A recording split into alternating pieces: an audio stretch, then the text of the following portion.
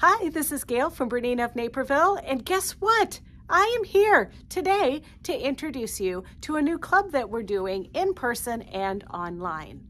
It is our Kimberbell Society. That's right, it's our Kimberbell Club. It starts March 1st and will be the first Wednesday of the month every month for a year. And it runs from 1 to 3 right here in our store. But if you can't make it here in person, we're going to do a video that will also drop the first Wednesday of every month at 3 p.m. right on our YouTube channel. And just to kind of give you an idea of what this is all about, it's an easy project geared for machine embroidery that is designed by our friends at Kimberbell Designs. Well, the one over here on my left is actually a little project that we're doing now to get ready for St. Patrick's Day. So this pillow, this cute little thing, I mean, I tried to give it to Bonaparte to like rest his little head on, but it seemed like he wanted to eat it instead. I don't know, he's still a puppy. Hopefully he'll grow out of it. But anyway, so we're making this cute little pillow. Now this is a 2-hoop project. We're gonna use the midi hoop and the large oval hoop with our BERNINA 770 Plus Cafe Edition machine.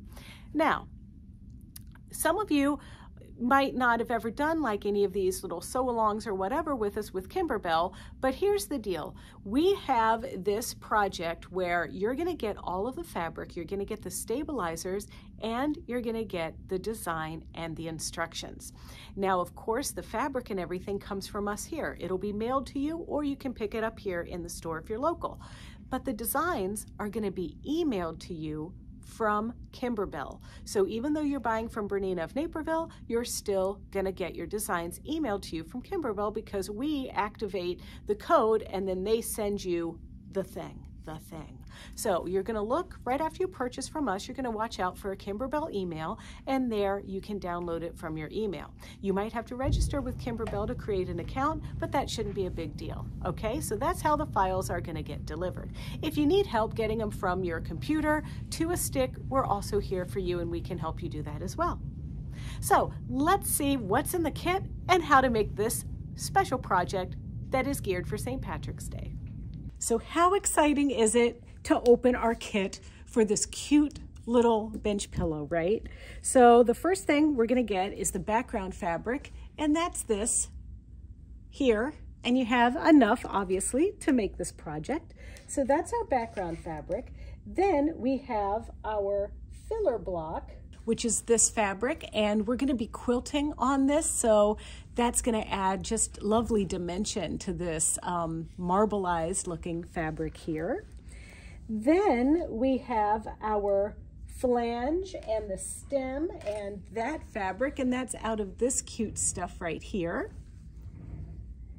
And then finally, we have some various different greens that will be used for the shamrock. Now, there's also a little piece of trim that we're gonna need for the bottom of the pillow. So, super cute. You're also gonna be getting the pillow form.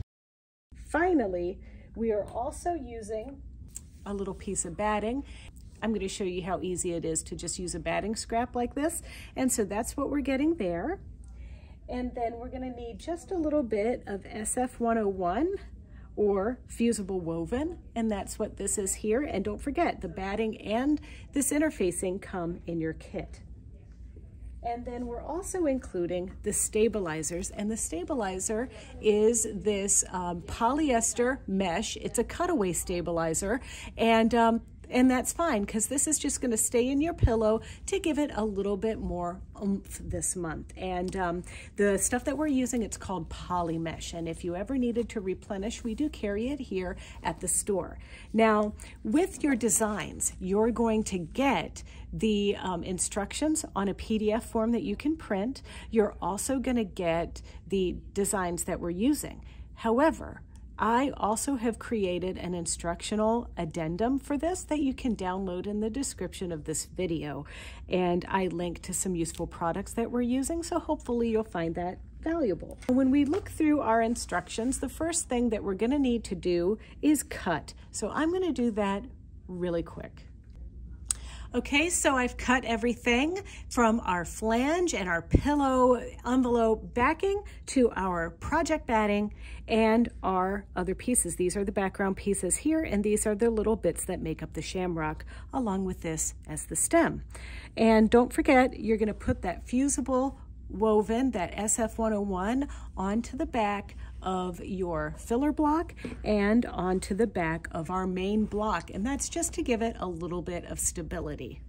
Getting ready for the embroidery process, I'm using my Bernina midi hoop. Now this is the next hoop up in size from the large hoop that comes with your machine. So if you want to use the large hoop, there are two files that you're getting from Kimberbell. There's the file for the midi hoop and there's the file for the large hoop. So I'm using the one for the midi, but if you don't have a midi hoop and it's not possible to add a midi hoop to your machine, you can use the other file. So I'm going to just hoop up the stabilizer only. And I'm going to squeeze that right into our hoop like this. And now it's time to talk about our thread. So in the bobbin, I'm using OESD's bobbin fill thread in white. And I like it, it's not slippery, and it tends to play nicely with our isocord thread. So there's a dark green, a mint green, a gold, and a yellow, and I've chosen these threads here. Now in the supplementary handout, I have the colors listed.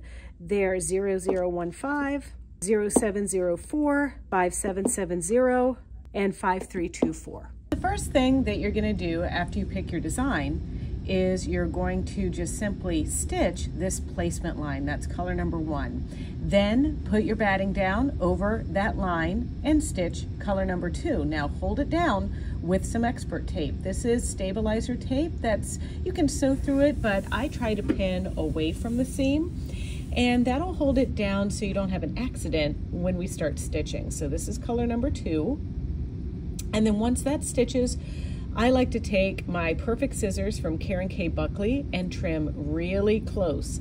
And we're just gonna get the rest of that batting out of there so our seams aren't very bulky.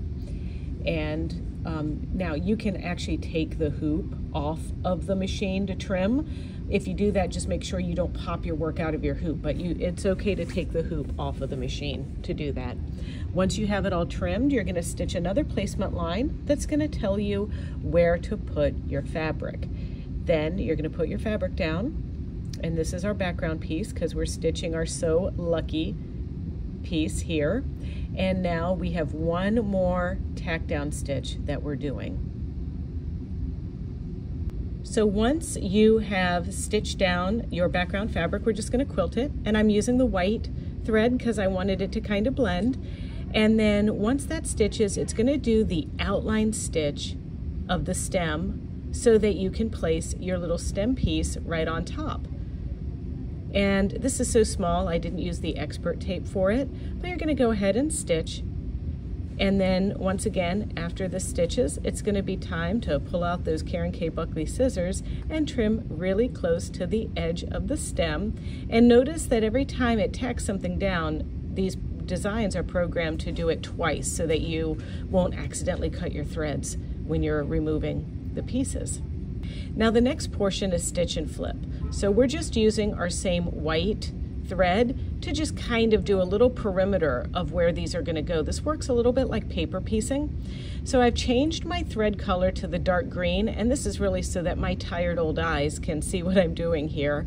But we're going to stitch a little placement line here, and this is letting me know where I'm going to put my little minty green fabric that I pre-cut. So there it is, and now down goes the mint fabric, lining it right up to the edge. And notice how this first one is going pretty side up, and then I take the other fabric, the next one, and put it pretty side down. And then this is going to stitch about 1/4 inch, and it's going to tack it at the beginning and the end. And now I'm going to flip that top fabric over, and then we're going to do another placement stitch that's programmed into this file. You really don't have to do any thinking. So we're going to stitch that, and then we're going to trim really close to that placement line with our Karen K. Buckley scissors.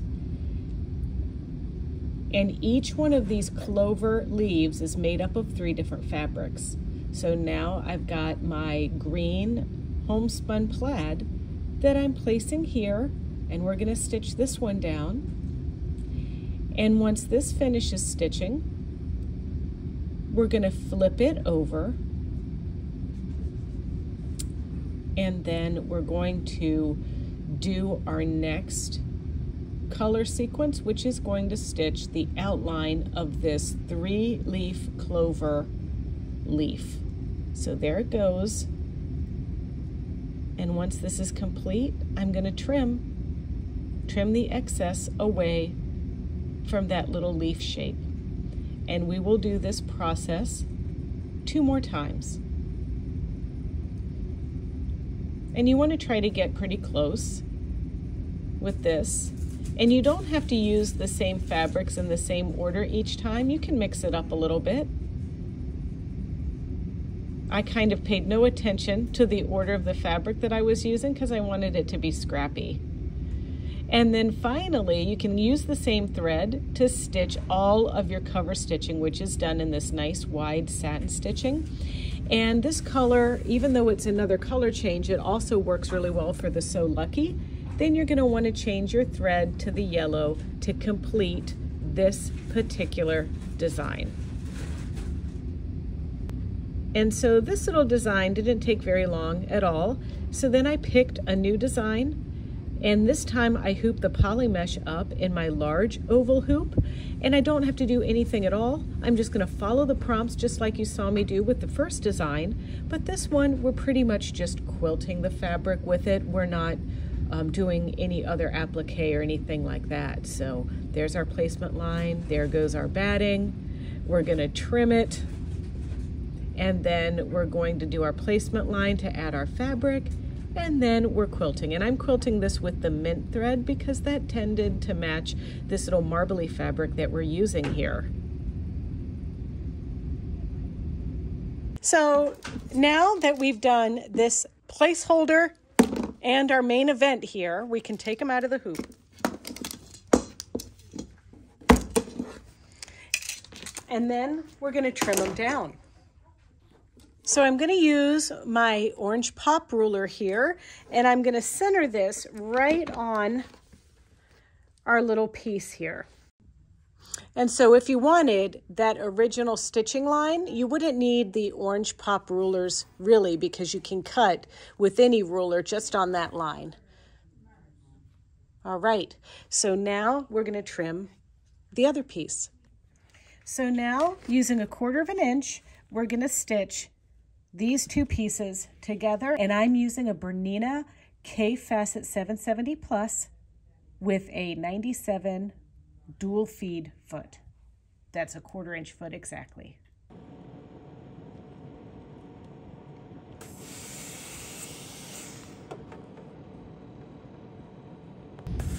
So once you give that seam a really good pressing, it's time to use the little ruler that's 1 inch wide that you got in your orange pop ruler set, and we're going to line that down right at the bottom of our work. And I'm using my water soluble pen to draw a line, and we're just drawing this placement line so we will be able to straightly and accurately place our white pom-pom trim.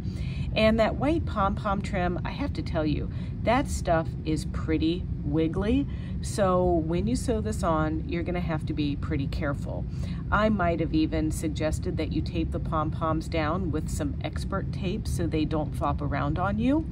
However, I'm keeping that 1/4 inch foot with the narrow side on my machine, and I'm just very carefully stitching that down. That narrow side of my 1/4 inch foot is gonna kind of push those little pom-poms out of the way, but I'm still being mindful as I sew these down, because you can see here in the video how everything's getting a little wiggly there. But nonetheless, this might be the most difficult part of the process actually.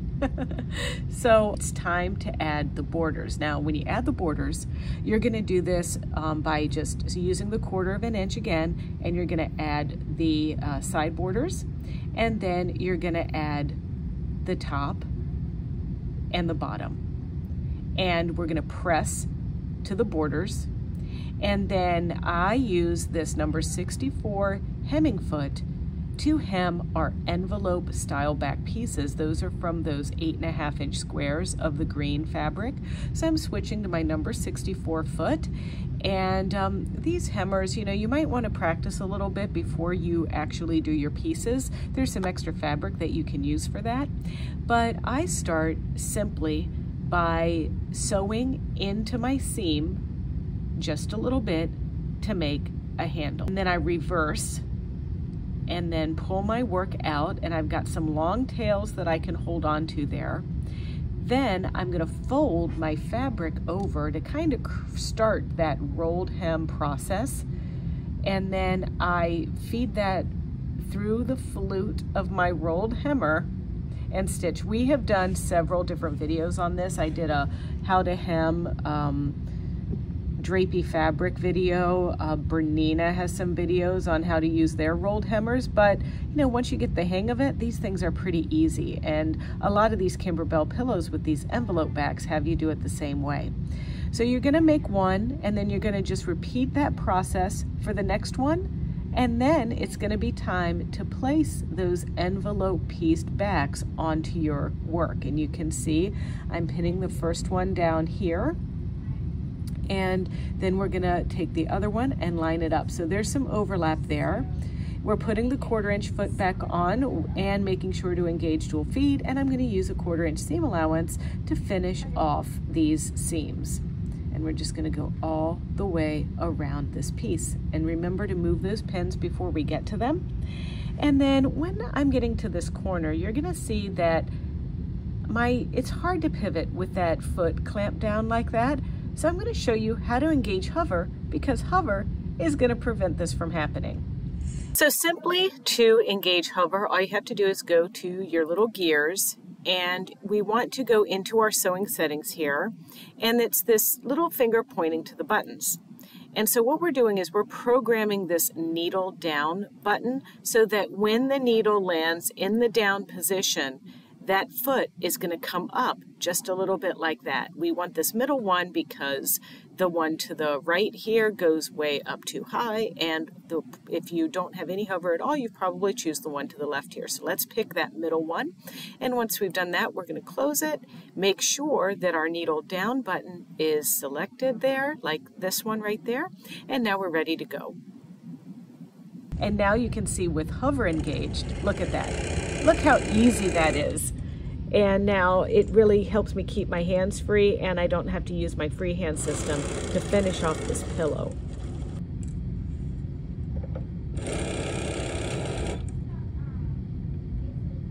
And then once you're done, you're going to clip your corners, and then you're going to turn the pillow case inside out and poke those little corners through so they're nice and flat. Then of course I go to my iron and give it a good steaming so that I can get ready to stitch in the ditch for my flange. Now, stitching in the ditch means that I'm just going to run a little guide on a special foot that I'm using right through that seam. I'm going to sew off of the bulky of the seam, and it's just going to be, that stitch is going to be really hidden in there. So I'm using the number 10D edge stitch foot, and I'm lining that center blade of the edge stitch foot right down in the ditch, but really the needle is just stitching to the right, or to the left rather, of that seam. And I'm just going to go all the way around like that, and that seam will be finished off, and I will be ready to stuff this pillow form that's included in the kit right into the piece. That's it. That's as easy as it gets for this project, and you're going to want to look for more projects like this. The one coming up for April is a super cute little bunny mug rug, so you're going to love that. Coming up in April, it is... You said April twice, you got to say March. Hear how she speaks to me? What you're trying to do, they got it. The one coming up for March is an Easter theme, And that one is a cute little bunny mug rug. There's super cool projects throughout the year, so you can just check us out on BERNINAofNaperville.com, and there's a link right on the homepage. But if you want to see other videos like this, other tutorials that aren't Kimberbell related, don't forget to check out our Bernina of Naperville YouTube channel. It's easy. It's youtube.com/Bernina of Naperville, and there you can like, comment, and subscribe. French Bulldog's optional.